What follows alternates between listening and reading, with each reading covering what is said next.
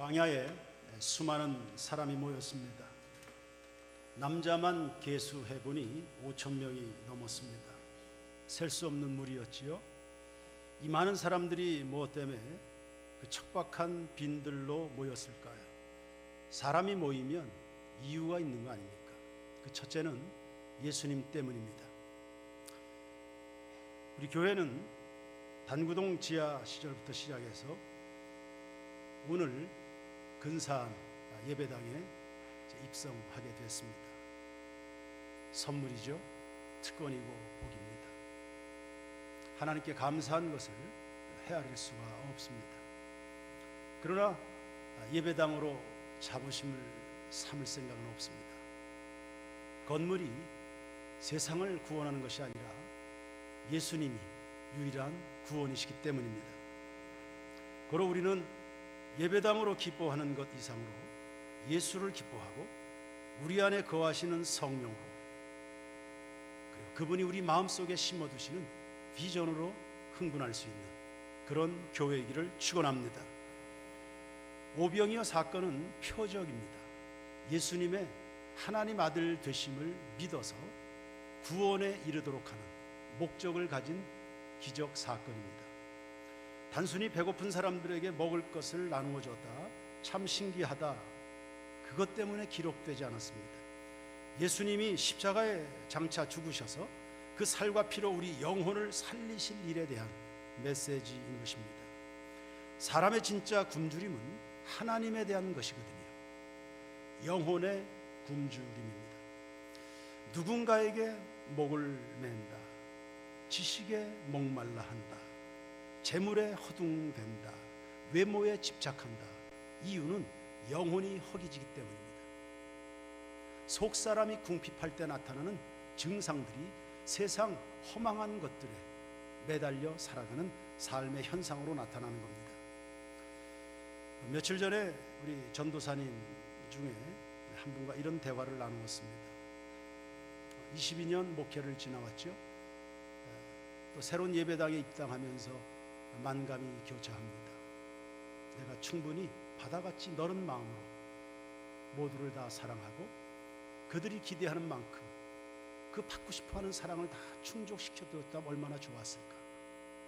내가 마음이 바다같이 넓지를 못해서, 그래서 성도들 가운데 오해도 섭섭함도 상처도 이런 것들이 굉장히 아쉽다, 이런 이야기를 했더니 전도사님 대뜸 이런 말을 하는 거예요.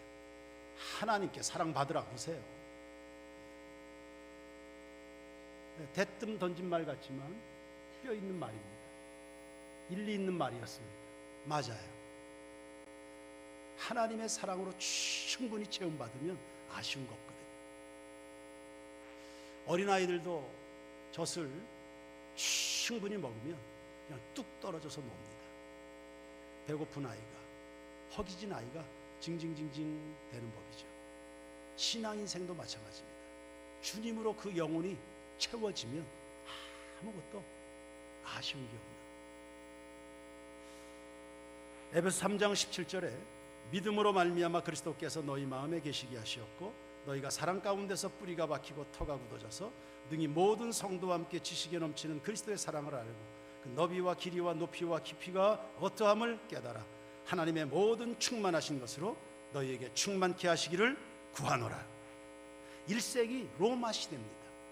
예수님을 믿는다는 것 때문에 핍박을 받아야 되는, 가이사가 아닌 우리에겐 또 다른 주인이 계신다, 그분이 바로 예수님이시다 라는 믿음의 고백들, 마음으로 믿어 입으로 시인하여 구원에 이르는 복음에 대한 믿음을 가지고 있는 것 때문에 세상 가운데 많은 불이익을 당하는 1세기 로마 시대를 살아가는 교우들에게 주시는 말씀입니다.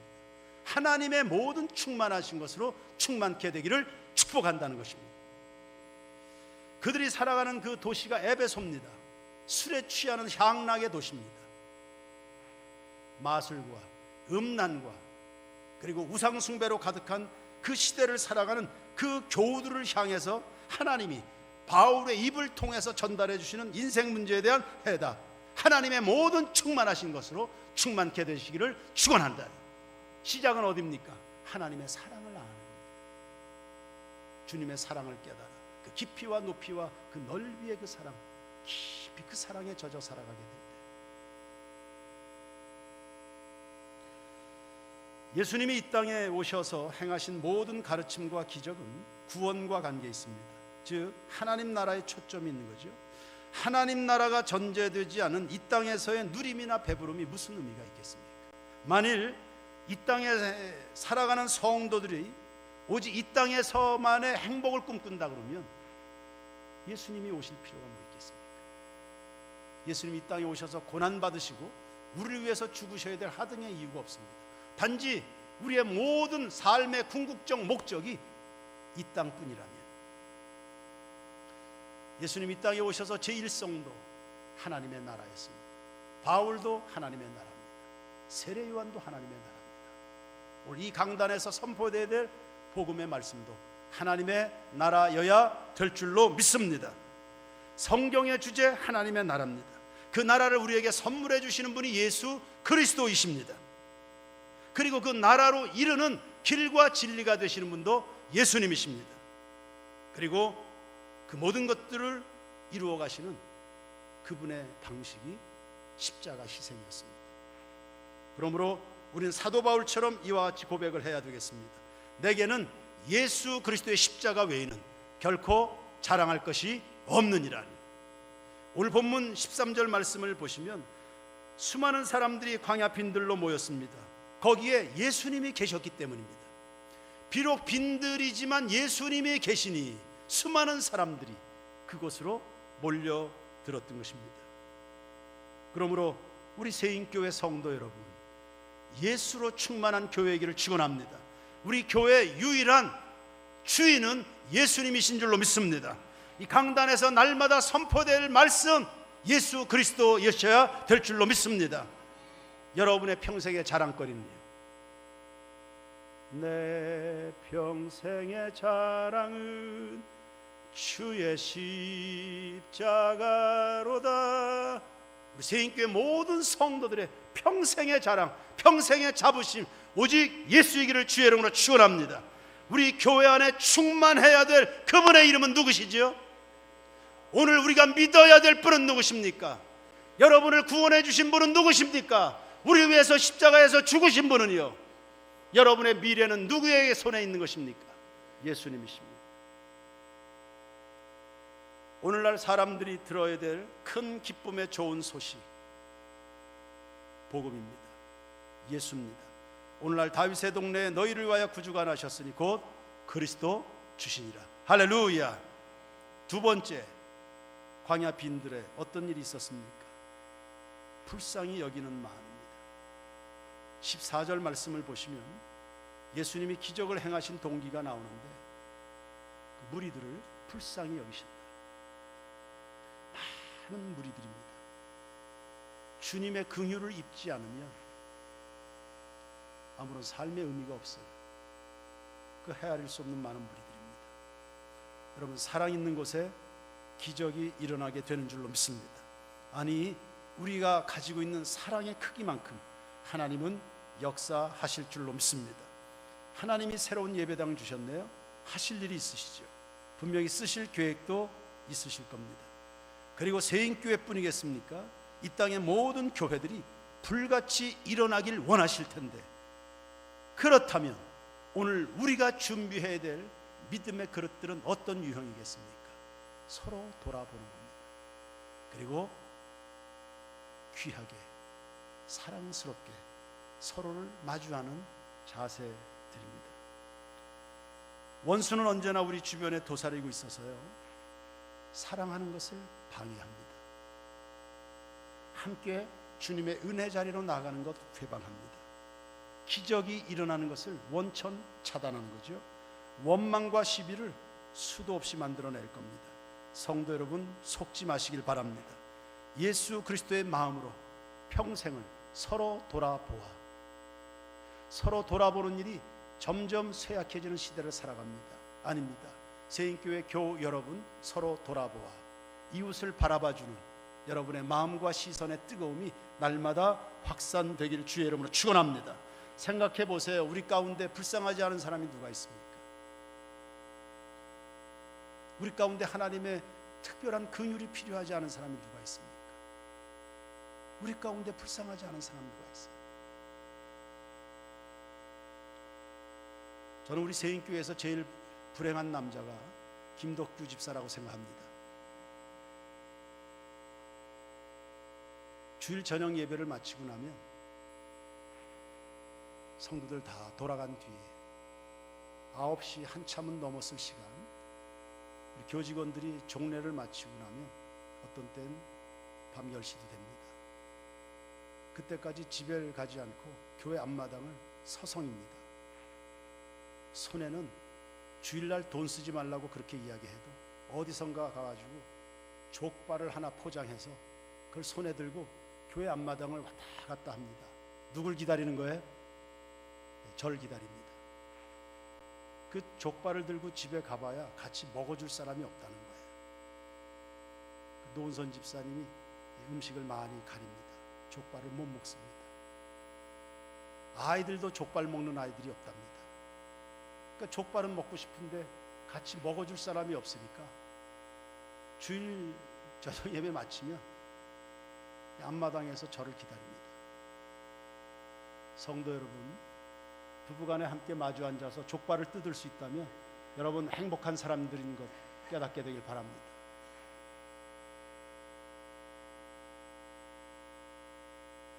얼마 전엔 변영석 집사님에게 그런 이야기를 하는 것을 들었습니다. 집사님은 부인 정금석 집사와 함께 추어탕을 먹는구나. 우리 노은선 집사는 추어탕도 안 먹는다. 그 집사님은 행복한 줄 알아.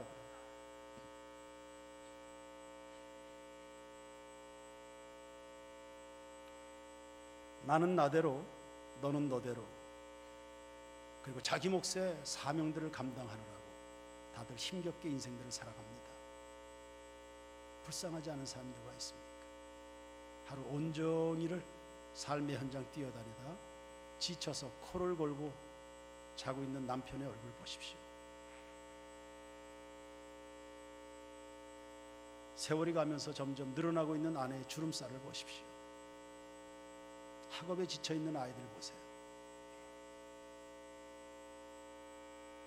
위로하고 격려해 주시길 축원합니다. 용기가 필요합니다. 아니, 하나님의 은혜가 필요합니다. 주님의 마음으로 다가가 주시고 손을 잡아서 일으켜 세워주는 교회 공동체이기를 축원합니다. 세 번째, 하나님의 은혜 사모하십시오. 광야에서 배고픈 사람을 먹이는 데 사용된 것은 어린애 도시락입니다. 이 아이는 정말 은혜 사모하는 아이입니다. 몇 시간의 집회가 될는지, 몇 날의 집회가 될는지 은혜 받고야 말겠다는 다짐 속에 도시락을 준비해서요, 그걸 싸가지고 다닐 만큼 준비성 있게 은혜를 사모하는 그런 아이였습니다. 시편 107편 9절에 그가 사모하는 영혼에게 만족을 주시며 줄인 영혼에게 좋은 것으로 채워주신다 했습니다. 여러분, 악착같이 사모하는 야곱이 장자권을 가져가는 겁니다. 전혀 기도에 힘썼던 120명의 성도들이 다른 380명이 모르는 성령의 세계를 경험하는 겁니다. 하루 3번씩 기도하는 다니엘이 국무총리가 되는 겁니다. 그리고 사자굴의 시험도 돌파합니다. 하나님의 은혜 받아야 살아가는 줄로 믿습니다. 저는 우리 세인교회 모든 교우들이 현재보다 1000배나 더한 하나님의 은혜 속에 살아가게 되길 원합니다. 은혜 없이는 살아갈 수가 없다. 은혜 없이는 살아갈 수가 없다. 주님의 손길 없이 어찌 살아갑니까? 주님의 인도해 주시는 것 없이 어찌 어두운 밤길을 걸어갈 겁니까? 주님이 빛이 되시고 길이 되실 텐데 주님 손 붙들고 나아가는 교우들 되기를 원합니다. 저 천성에 도달할 때까지 말입니다.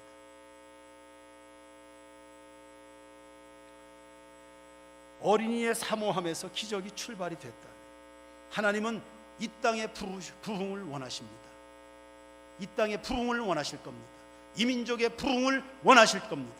전 세계 열방에 하나님을 예배하는 물결이 일어나기를 원하실 텐데 어디선가 그 부흥은 지금 일어나고 있을 겁니다. 그래, 앞으로 그 부흥을 하나님은 열망하고 계시겠죠.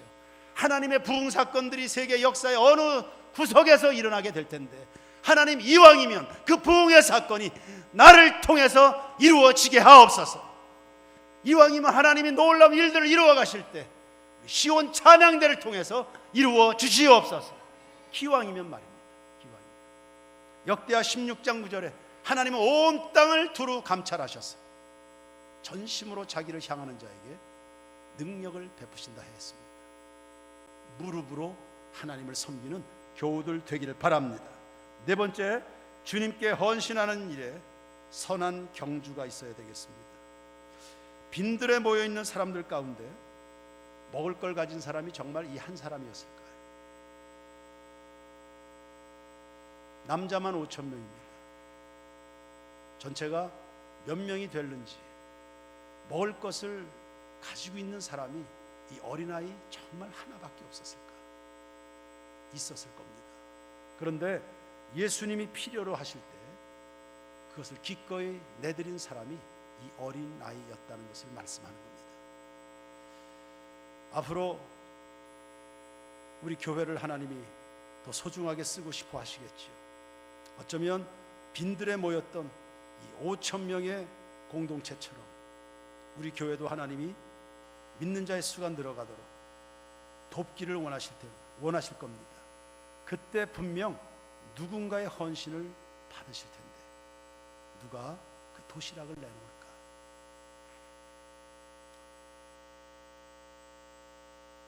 한 2년쯤 지났을까요? 한 성도가 제 옆에 왔었습니다.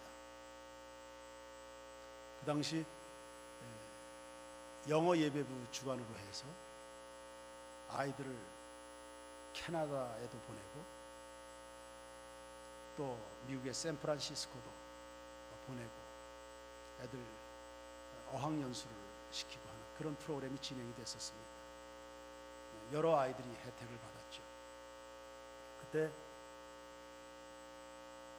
제 앞에 나온 그 성도는 누구보다도 교육열이 높은 그런 성도 부부였습니다. 제 앞에서 눈물을 글썽이면서 목사님, 저도 다른 집 애들처럼 우리 애들을 그 영어 공부 위해서 보내고 싶습니다. 그런데 눈물을 머금고 그 아이들 보내는 그 경비를 대신 이 예배당 건축 헌금으로 드리는 거예요.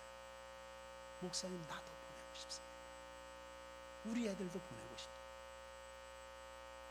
그러나 하나님 앞에 드려야만 되기에 눈물을 글썽이면서 이 건축 헌금을 하나님 앞에 드렸습니다. 저는 축복했지요. 가서 공부하는 것도 정말 좋은 기회다. 그러나 대신 그 마음을, 그 정성을 하나님 앞에서 심었는데 하나님 그 충심을 다 받으셨을 텐데 당신의 아이들을 하나님이 반드시 천배로 복을 주실 줄로 믿는다. 그런 헌신들이 모아져서 지금 오늘 우리는 이곳에 입성해 있는 겁니다. 여러분, 이 아이의 도시락은 전혀 대단하지 않습니다. 가난한 시대고 식민지 시대입니다. 로마가 약탈해가는 시대입니다. 팔레스틴은 아주 빈번하게 흉년이 찾아오는 지역입니다. 먹을 것 없습니다. 어린아이의 도시락은 그렇게 초라한 겁니다. 그런데 그것이 최선의 도시락이었다는 겁니다. 그리고 예수님에게 전부를 드렸다는 사실이죠. 교우들이 헌신이라는 단어를 자주 사용합니다. 여러분, 전부가 헌신인 겁니다. 내 삶의 중심, 최선이 하나님이 받으실 수 있는 헌신이라는 겁니다. 저 우리 세인교회 교우들 가운데서 이런 헌신자들이 일어나 하나님의 영광을 위하여 귀하게 쓰임받는 그런 성도들이 되기를 축원합니다. 하나님이 예배당을 선물로 주셨습니다. 우리만을 위한 것이겠습니까? 아이에 드려진 그 도시락은 본인 혼자 먹는 도시락이 아니었습니다. 드려진 도시락을 통해서 광야의 모든 사람들이 다 같이 배부르게 먹는 도시락으로 사용이 된 겁니다. 하나님이 우리에게 이 선물을 주셨다 그러면 수고한 것은 하나님께서 여러분을 통해서 여러분의 땀과 눈물로 빚어진 이 예배당이지만 사용하는 것은 세상 모든 사람이 사용되기를 축원합니다.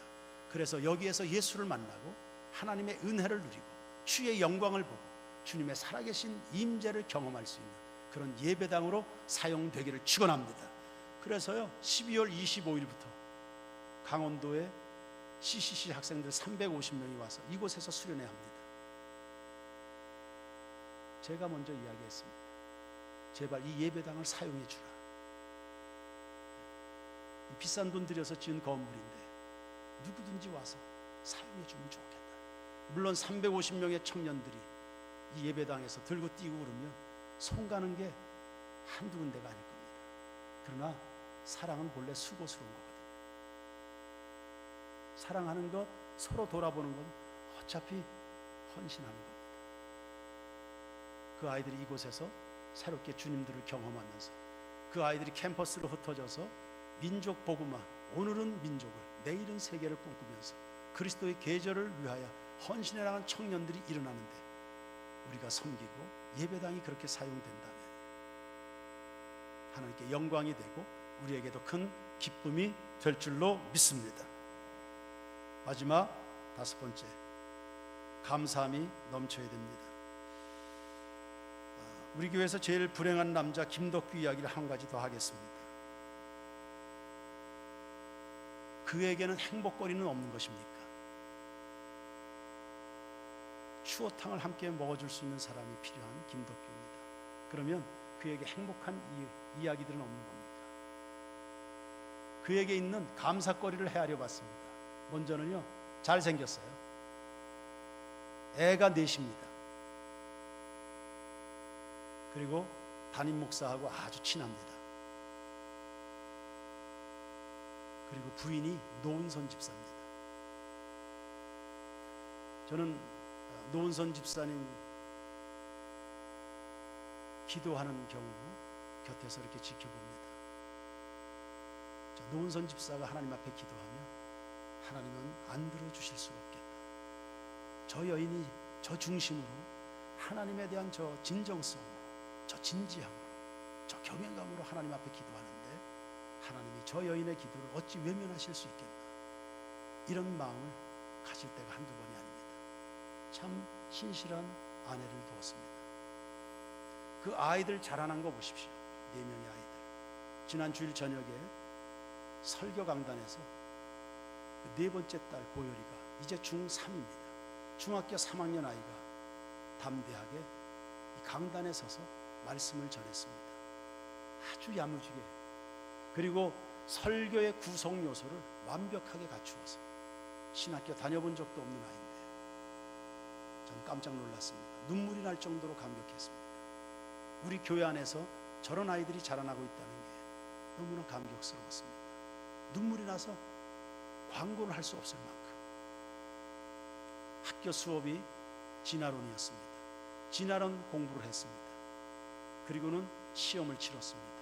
답안지에 진화론은 거짓이다. 하나님 살아계신다. 나는 하나님만 섬긴다. 이런 답안지를 적어냈습니다. 진화론을 가르치는 선생님에게 답안지를 나는 하나님을 믿는다. 진화론은 거짓이다. 그런데 가장 많은 별표를 얻었다 하지 않습니까? 그런 딸이 김덕규 집사 가정에서 자라나고 있습니다. 김덕규는 불행한 남자예요? 행복한 남자예요?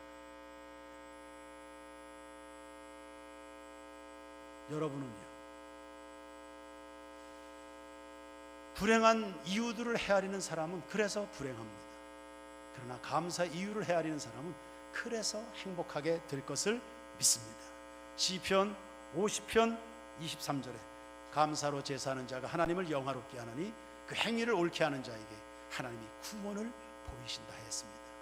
하나님 살아계신 그분의 영광, 그분이 베푸시는 구원을 눈으로 보면서 살아가는 성도들 되길 축원합니다. 하나님은 살아계시기 때문에, 하나님은 오늘도 여러분과 함께 하고 계시기 때문에, 그리고 주님은 우리의 친구가 되시기 때문에 그분을 느끼고 경험하며 살아가는 광야 같은 인생이지만 주님이 계셔서 소망스러운 우리의 날마다의 삶이 되기를 축복합니다. 광야에 오병이어 기적이 일어났습니다. 진행 과정을 보세요. 예수님이 거기에 계시죠. 긍휼히 여기는 마음이 흐르고 있죠. 그리고 사모하는 마음이 있죠. 헌신하는 자세가 있죠. 그리고 그 기적의 피날레에는 감사하는 마음이 있습니다. 세인교회 교우들 연말 연시를 지나고 있습니다. 하나님을 향해서는 감사로, 이웃을 향해서, 지체들을 향해서는 서로 돌아보는 시선이 가득합니다. 그래서 진정한 의미에서 하나님이 함께 하시는 즐거운 성탄이요, 복된 새해를 맞이하는 우리 모든 교우들 되길 주의 이름으로 축원합니다. 찬양합시다. 거친 주의 십자가.